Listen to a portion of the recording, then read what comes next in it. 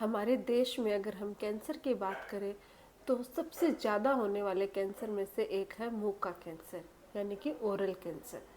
अगर इसका पता शुरुआत में ही लगा लिया जाए, शुरुआत में ही इसके लक्षणों को पहचान लिया जाए, तो इसका इलाज किया जा सकता है और इसको फैलने से बचाया जा सकता है और आप एक लंबी और हेल्दी लाइफ जी सकते हैं। आज के इस वीडियो में मैं आपको ओरल कैंसर के कुछ शुरुआती लक्षण बताने जा रही हूँ, जिसकी मदद से आप इसको फैलने से बचा सकते हो और इससे होने वाली जो कॉम्प्लिकेशंस है उससे बच सकते हो और अपनी लाइफ को हेल्दी बना सकते हो और लंबे समय तक आप जीवन जी सकते हैं। तो वीडियो को अंत तक जरूर देखिएगा। मैं हूँ डॉक्टर पूनम और आप देख रहे हो smile locally with doctor Poonam. Video शुरू करने से पहले अगर अभी तक आप लोगों ने चैनल सब्सक्राइब नहीं किया है तो प्लीज़ सब्सक्राइब कर लीजिएगा। बेल आइकन को प्रेस करना बिल्कुल ना भूलिएगा ताकि आपको न्यू वीडियोस की नोटिफिकेशंस मिलती रहे। तो चलिए जानते हैं ओरल कैंसर के शुरुआती लक्षण क्या हो सकते हैं। लक्षणों से पहले थोड़ा सा ये जानना जरूरी है कि ये मुंह का कैंसर क्यों हो जाता है, इसके क्या कारण होते हैं। कारणों की बात करें तो ये मोस्टली अननोन कारण होते हैं। इनके बारे में रिसर्च चले जा रही है कि क्यों हमारे बॉडी में कैंसर इतना ज़्यादा हो रहे हैं या इतना फैल रहा है। कुछ तो जेनेटिक कारणों की वजह से होता है, यानी कि अगर आपके परिवार में किसी को कभी कोई कैंसर हुआ है तो जीन्स के थ्रू आपकी बॉडी में ट्रांसफ़र हो जाते हैं। उनके जो जीन्स है वो उनकी इम्यूनिटी कम हो जाती है और फिर अगर आपको कोई भी चीज़ ट्रिगर करती है तो आपके भी कैंसर होने के चांसेस बढ़ जाते हैं, चाहे वो ओरल कैंसर हो चाहे वो बॉडी में होने वाला कोई दूसरा कैंसर हो। इसके अलावा अगर आपकी इम्यूनिटी बहुत वीक है तो आप बीमारियां जल्दी मतलब आपकी बॉडी में जल्दी है वो बीमारियां पकड़ती है, तो उससे भी आपके प्रॉब्लम हो सकती है। तंबाकू गुटखा का जो सेवन करते हैं उनमें सबसे ज़्यादा ओरल कैंसर होने के चांसेस होते हैं। अब आप में से कुछ लोग ये बोलेंगे कि हम तो बहुत तंबाकू गुटखा खाते सालों से खा रहे हैं, या फिर आपके परिवार में कोई ऐसा है जो बूढ़ा हो गया खाते खाते, उसके तो कभी कुछ नहीं हुआ, उसके तो कोई कैंसर छोड़ के कोई बीमारी नहीं हुई। तो अब एक चीज़ और बता दूँ, ये डिपेंड करता है हमारी बॉडी पे। अगर आपकी बॉडी की इम्यूनिटी बहुत ज़्यादा स्ट्रॉन्ग है तो हो सकता है कि आपको वो बीमारी ना हो, लेकिन इन केस आपकी बॉडी में थोड़ी भी इम्यूनिटी पावर कम हुआ या फिर आपकी सेल्स आपकी जीन्स में कैंसर सेल्स है, तो फिर आपको अगर आप रेगुलर तंबाकू गुटखा का सेवन करते हो तो आपके सबसे ज़्यादा चांसेस होते हैं ओरल कैंसर होने के। अगर आपके बॉडी में जीन्स है या सेल्स है या आपके इम्यूनिटी पावर कम है और आप तंबाकू गुटखा का सेवन नहीं करते हो तो आप मुंह के कैंसर से बच सकते हैं।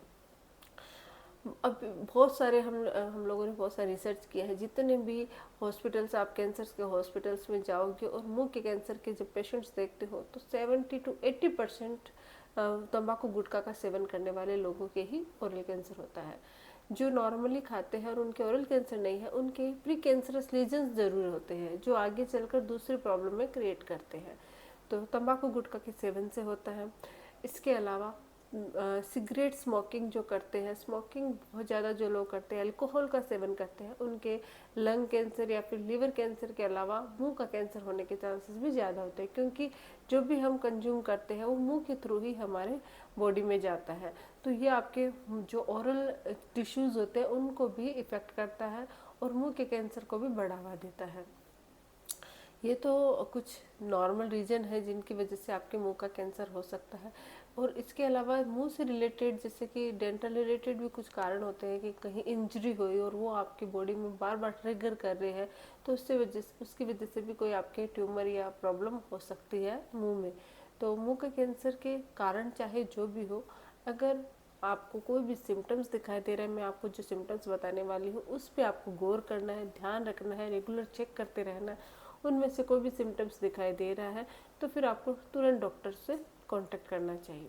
तो जानते हैं कौन से हैं ओरल कैंसर के शुरुआती लक्षण। सबसे पहला लक्षण, अगर आपके मुंह में कोई भी छाला बन रहा है, कोई भी घाव हो गया है या फिर छाला बन रहा है, बार बार हो रहा है, 2 से 3 वीक हो गए हैं, 4 वीक हो गए और वो ठीक ही नहीं हो पा रहा है। और कुछ लोग होते हैं जिनके थोड़ी देर में ठीक होता है फिर हो जाता है, रिकरेंस बार बार हो रहा है।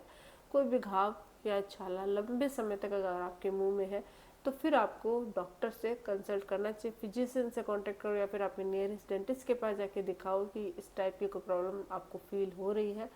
तो ये ओरल कैंसर का एक शुरुआती महत्वपूर्ण लक्षण है। ये बहुत सारे लोगों के सबसे पहले एक छाला या फिर एक घाव डिटेक्ट होता है, उसमें ज़्यादा पेन नहीं होता है, इसलिए वो थोड़ा सा इग्नोर मतलब लोग इग्नोर कर देते हैं। दूसरा, अगर आपके मुंह में कहीं पे भी वाइट पैचेज या रेड पैचेज आपको दिखाई दे रहे हैं, नॉर्मल वाइट पैचेज दूसरे कारणों की वजह से भी हो सकते हैं, जैसे कि प्रीकेंसरस लीजन्स हो गया, ल्यूकोप्लाकिया, इस टाइप के अगर आपको लीजन्स दिखाई दे रहे हैं तो भी आपको डॉक्टर से कंसल्ट करना चाहिए। ज़रूरी नहीं है कि वो आपके ओरल कैंसर ही हो, लेकिन वो कन्वर्ट होने में मतलब जल्दी कन्वर्ट होने के चांसेस बढ़ जाते हैं, तो पहले इसका इलाज कराना जरूरी है। अगर कोई भी वाइट रंग के पैचेज आपके सॉफ्टनेस से फील हो रहे हैं, आप टच करने पे आपको सॉफ्ट सॉफ्ट फील रहे हैं, रेड पैचेज आपके फील हो रहे हैं, टच करने पे सॉफ्टनेस फील हो रही है, और कोई भी चीज़ को आप हाथ लगाते हो तो ब्लीड वहाँ से हो रहा है, तो ऐसे कुछ भी अगर आपके सिम्टम्स हैं तो भी आपको डॉक्टर से कंसल्ट करना चाहिए। ये भी ओरल कैंसर का लक्षण हो सकता है। अगर आपकी आवाज़ में बदलाव आया, अचानक से आवाज़ में भारीपन या चेंजेस फील हो रहा है, तो ये भी सिम्टम है। गले में खरखरी या खराश हो रही है, गले में खरखरी, खराश, निगलने में दिक्कत, खाने में दिक्कत, ऐसे कोई भी सिम्टम्स दिखाई दे रहा है तो वो भी ओरल कैंसर का होता है। जीभ के नीचे की साइड, गाल की साइड, गम्स की साइड, अगर कहीं पे भी यानी फ्लोर, जो टंग फ्लोर होता है वहाँ पे, पैलेट पे, कहीं पे भी आपको कोई भी लम्प्स जैसा यानी कि ट्यूमर जैसा फील हो रहा है, गांठ जैसा फील हो रहा है, तो ऐसी सिचुएशन में भी आपको तुरंत फिजिशियन या फिर आपके नियरेस्ट डेंटिस्ट को आपको दिखाना चाहिए, क्योंकि वो भी आगे चलकर ओरल कैंसर हो सकता है, बन सकता है। तो इस टाइप का भी अगर आपको सिम्टम्स दिखाई दे रहा है तो भी आपको ध्यान रखना है। कोई भी बर्निंग सेंसेशन अगर आपके मुंह में का लंबे समय तक हो रही है, मतलब कुछ भी खाते हो तो जलन होती है, अचानक से दर्द होता है, कहीं पे भी आपको पता नहीं चल रहा है ये प्रॉब्लम हो कहाँ से रही है, तो ये भी हो सकता है। अचानक से अगर आपके दांत हैं वो ढीले हो गए हैं, बहुत सारे लोगों की मोबिलिटी, हल्की हल्की मोबिलिटी रहती है, बिना किसी एक्सीडेंटली, कोई भी कारण नहीं हुआ, नॉर्मली आप आराम से बैठे हो, खाने वाने खाते हो जनरली, और अचानक से आपको फील हो रहा है कि आपके दांत है वो ढीले पड़ रहे हैं। दांतों का ढीलापन होना, मुंह से बिना मतलब के ही ब्लीडिंग होना, इस टाइप के कोई भी सिम्टम्स दिखाई दे रहे हैं तो भी ओरल कैंसर के सिम्टम्स हो सकते हैं।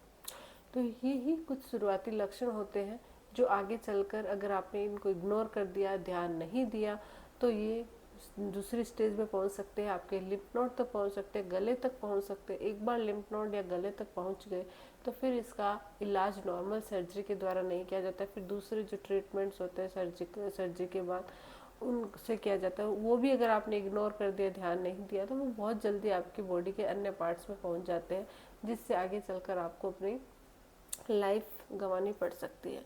तो शुरुआत में ही अगर इसका पता लगा लिया जाए, जब आपको हल्के हल्के सिम्टम्स दिखाई दे रहे हैं और आपको पता चल गया, डायग्नोज हुआ है कि ये कैंसर के सिम्टम है, कैंसर है, तो डॉक्टर है वो नॉर्मल सर्जरी या फिर रेडियोथेरेपी, कीमोथेरेपी की मदद से आपके वहीं पे उसको ठीक कर देंगे, मुंह में ही उस एरिया के अंदर अंदर वो मतलब उसका पूरा प्रोसीजर हो जाएगा। दूसरी जो कॉम्प्लिकेशंस है वो नहीं होएगी, फैलेगा नहीं, और फैलेगा नहीं तो आपकी लाइफ में कोई प्रॉब्लम नहीं आएगी, आप अपनी लाइफ नॉर्मल लाइफ की तरह जी सकते हो। तो आज के लिए बस इतना ही। साथ ही अपनी ओरल हाइजीन मेंटेन रखना बहुत ज़रूरी है। अगर पुअर ओरल हाइजीन है तो वो भी ओरल कैंसर का कारण बन सकती है।